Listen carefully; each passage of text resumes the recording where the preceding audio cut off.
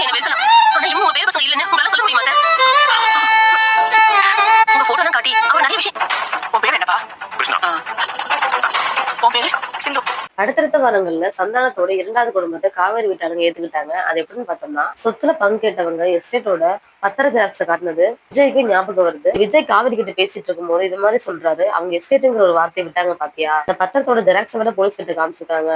அப்போ எஸ்டேட் உங்க அப்பாக்கு இருக்குன்னு நான் நினைக்கிறேன். இது எப்படியாவது நம்ம அவங்கள்ட்ட பேசி அந்த உண்மையை வர வைக்கணும் அப்படின்னு சொல்லி விஜய் பேசிட்டு இருக்காரு. காவேரி ஆமாங்க நானும் கவனிச்சேன். போலீஸ் அதை பார்த்துட்டு எல்லா டாக்குமெண்ட்ஸும் சரியா இருக்குன்னு சொல்லிட்டு போனாங்க.